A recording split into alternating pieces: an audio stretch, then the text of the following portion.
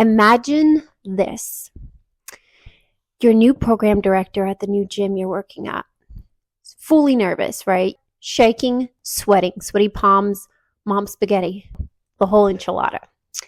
And this girl walks up to you. She sits down in front of you. Okay, hi, how can I help you today? What made you want to come into jiu-jitsu? And she just looks at you and says, just sign me up. I already know I'm going to sign up. Just go ahead and sign me up.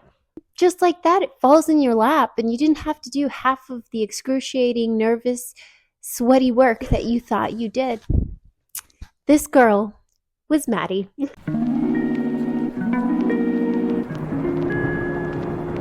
She's laughing so hard she's crying. My eye is burning. Maddie, introduce yourself. Tell me a little bit about yourself. My name is Maddie. College. Yes. I don't know what else. It's another reason she's crying right now. College. Finals. It's not a great time in life. No, finals are done, so we're good on that part. Okay, so I have a series of questions for Maddie. I think they're really good questions. I love these questions, and I wanted to do this interview because she's one of my favorite people on the planet. I think about her a lot. I get a lot of Now we're gonna start crying. Just wearing this sweater in public. We're matching, by the way. You are enough. I get so many questions about it, and I immediately tell them about Maddie. You have to know about Maddie. Here we go. I already gave you guys my very first impression of Maddie. So the first question up is, what was your first impression of me? Well, that's kind of interesting because I was very nervous walking in, obviously, and I was really excited. And you're like, oh, I don't know. And then you're like, oh, I've only been doing this for 2 weeks. I was like, oh, okay. But then I was like, oh, okay. You don't know what you're doing. Your energy was high up, you were excited. You were like, let's do this. Your energy is matching my energy. Yeah, we clicked immediately. I was just. We're those two kids in class that literally get in trouble for talking too much, and the teacher has to separate them. All the time. Yeah. I'll come in and the first thing I do is sit in front of her, oh, how's your day? Yeah. And they're like, oh, yeah. And she's over here trying to work, and I'm just like. Life's a story. This is the update from last week. That's or when we were texting in class. Yeah. I'd be texting her while she's sitting over there on the bench waiting to start the warm-ups. Okay, what is your biggest challenge in life? I think the biggest challenge in life is, adulthood. I'm doing this all on my own, and I'm going into it and trying to figure out how to move my way around it. I think there's has been many challenges in my life, but I think getting the mindset of I can live on my own, I can do this, I can, and finally doing that. I think that's breaking the barrier of from the whole you can't do this, you can't do that, and I'm I can do whatever I want to do. You know? It's why not? Yeah. And you're doing good. You're crushing it. I'm trying. Yeah, I admire you. I'm she finds a way no matter what. If you tell her, oh, this can't happen because of this, she'll find a way to go around that. She'll make it happen. I'm very much of a problem solver, yeah. But sometimes the problem becomes too much. I'm ignore it, which don't do that. Don't do that. They pile up like the dishes in my sink. So this is a good one. What drives you? Me. I drive myself. I like it. Okay, you're coming in full force. Okay. Not to make others proud or to make others but just to make myself proud. I feel I owe it to my younger self. Yes. Who has been going through so much. I feel younger me is proud. I want to make her proud. Oh my God, yes. And I adopted this mindset not too long ago when the person who raised me, my step grandmother, when she passed away, and I saw those pictures of little me. And mind you, I had a very rough childhood being raised by my grandparents, and I was I'm doing this for her. I owe this to you. Looking at those baby pictures myself. So I totally can relate. I adopted that mindset recently, and it's just a game changer. Yeah. You're your own person. You should be able to drive yourself and not have anybody else be in charge of you. Yeah. So Yeah, or be in control of your reactions, your emotions, yeah, that's something that yeah. I struggle with, and I try to keep myself in check. Well, Like, everybody has like their own rights, their own feelings, their own emotions. And growing up, I was like, I wasn't allowed to feel this or that. So I was like, getting out of that, and I'm like, I owe it to myself to know what I feel and to feel it and to yeah, act accordingly. You know. yeah, I love that. What's your, and this is a funny one, what's your smallest goal? You think it's funny, but it's actually really like the sweetest thing. My smallest goal is it's an everyday goal that I have every single day is because you interact with people every single day, Mm-hmm. and my smallest goal for every single day is making at least one person smile or laugh. Oh, that's so wholesome. Oh, that's better than mine. What was yours? Not feeling grumpy when I get out of the bed every morning. Like, at least pick 3 to 4 days to be excited. Today is the day, the first day of the rest of my life, you know?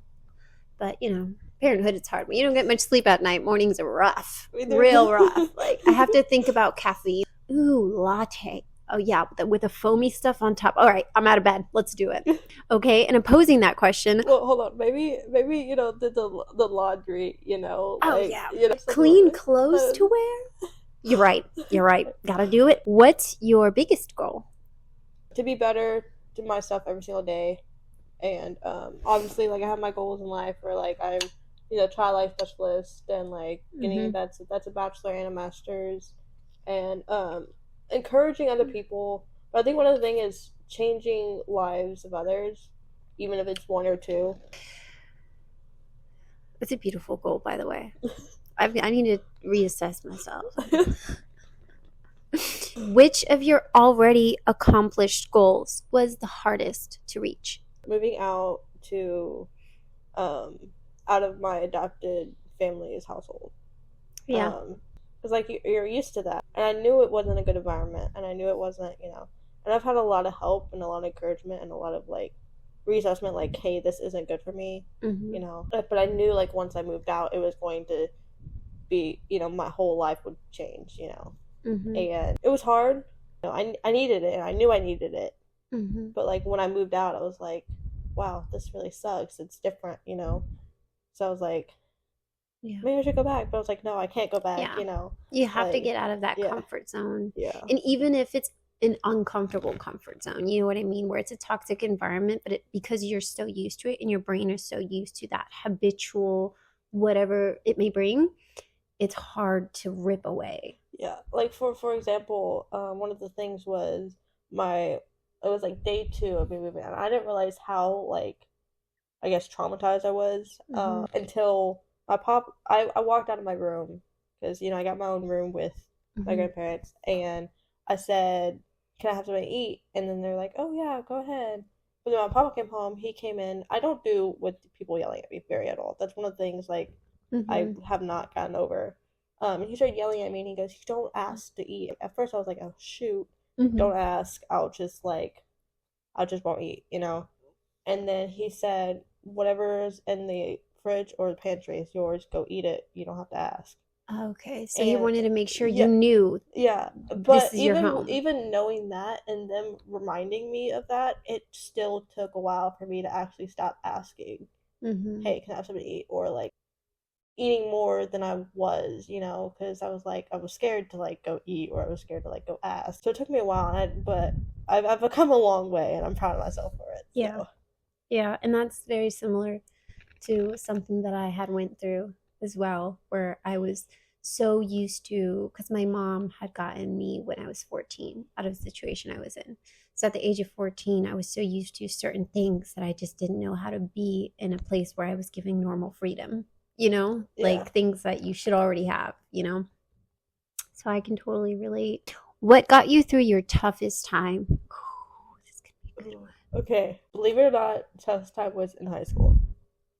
one. Um, Ugh, high school. no, okay, no. My high school experience is very different than others because of the situation I was in. High school was my place of safety. Oh, that's so And good. so it I I really have to say my best friend and the teachers that were there, which I know people are like, oh, that's so like, like why, but my life is very different than others. And so I would say like that, like one time I was like on the edge of like, I'm done with life. And we're just about to get serious. I've been there before. I've Okay. done, and one of my biology teacher, from freshman year, he asked me what I was doing. I was like, oh, like we have this thing where it's like, how are you doing from 1 to 10, and you rather than just say good, how are you, And I didn't want to say a 0, but like literally, I was like on the edge of like, Yeah. And he said, oh, and I said a 3, and he goes, oh, 3 out of 3, let's go, you got this. And for some reason, that just felt like it would really suck if I didn't come back and I would not see him again, and I would not see these people that actually make me feel like, home. And, there was a parent meeting, and I was like, concern in their eyes were like very different than I've ever seen, like they were actually concerned for me. And, so through that time, I was like, these people actually care about me. There's people out there who care about me. I care about you. Thanks. I'm so happy I got to meet you. I feel lucky that I get to have like a friendship like yours that's actually genuine and not like out of wanting something or out of needing something or out of it was just like by chance that we met, and it was amazing the way that we met, and then our goofy funny like friendship where we can just be ourselves together. It doesn't matter like how silly we are. Like who cares, I'm so happy. Yeah, you are very loved. I'm a very silly person. Like I'm a too much sometimes, with my dark humor and everything. And Yeah. then people look at me like, what? Yeah. You just made that joke? Yeah, and I love it. I just pick up on it and I run with it. Like, yes, I think we feed off each other's goofy energy so much. It's great. Well, like with life, you what's the like? Yeah, you have to. You have to. It's like why be down about it? Why not have lifted spirits? You have to look at the positive side of things, even when there's like you have to look at some good and a bad situation to hold on to. Is it a genuine connection or is it mutual coping mechanism? Connection. Well, we'll sit at therapy together and find out. We'll table it for now and come back later. What's your biggest lesson learned? Don't let anybody tell you what you can and cannot do. There has been so many lessons, but also like looks can be deceiving. Mm-hmm. That's a lesson learned. Mm-hmm. Look at me, I look normal, don't I?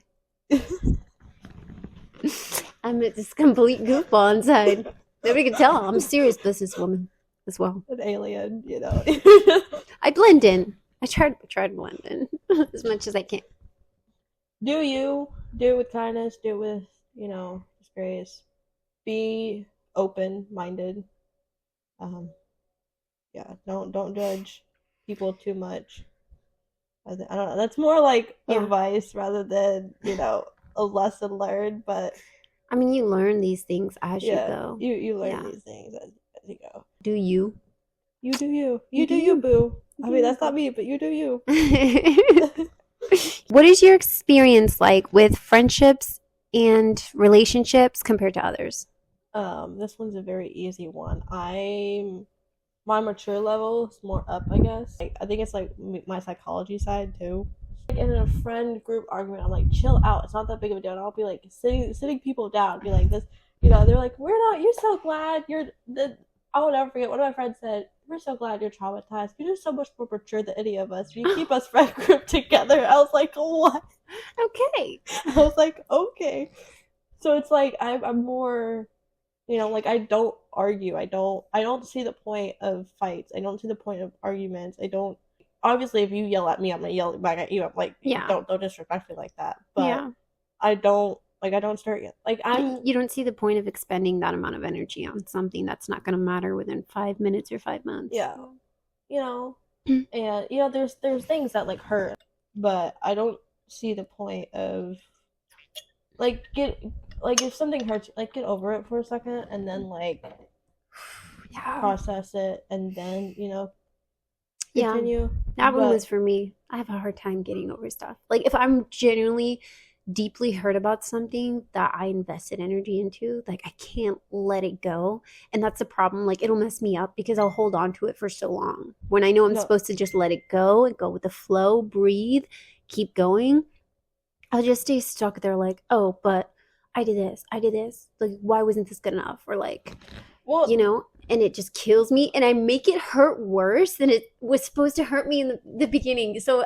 I guess Yeah. self hurt, self-sabotage. self-sabotage. Yeah, that's sabotage. I don't like that word. I don't like that That's word. what it's called. Accountability. Okay. No, I completely like understand at that point. Like there are some things in my life that's like from my past, like I'm like I will never forget or forgive, but like you don't need to forget or forgive to move on. You need Yeah. to move on, be better for yourself, and my mindset's much different than other people's, like people my age, like I'm still 19, like people out here doing drugs, doing this, doing all that. They're out partying every other weekend, and I'm like, I partied once this semester. Once. And that's not even a hard I fell asleep during the mid party. I was like, I can't. Like I'm not a big party hard person. I'm not. I don't see the point. It's like my goals. My goals are different than others. Yeah. Like it's overrated and it's like glorified self-destruction. Like the drinking and the drugs, like yeah, there's an experience, you're curious about it, but then once you find out what it's about, it's overrated. Like, okay, wow, I feel like crap the next morning. Thanks a lot. Like what an investment. I can't believe I paid for alcohol because here I am. well, I don't get hangovers, but like, that's just oh, I guess it's just me, guys. I just what a gift, right? Your vitamins are next level, pal. You don't get hungover. I know my limits too. Like there's only 2 times where I threw up was when I was drinking angry. Don't drink angry. Don't drink emotional. Yeah. And also another one is when they poured me another drink and I was like I knew I was done, but I didn't want to waste it, so I drank it. I understand. No drinking for people pleasing.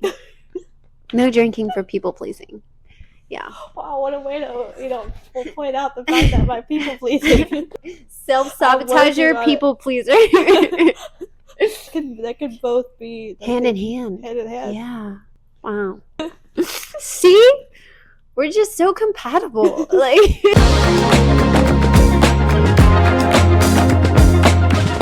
come on. Okay, we'll switch. Okay, ready? We're just gonna switch in the middle of the video. Like we were like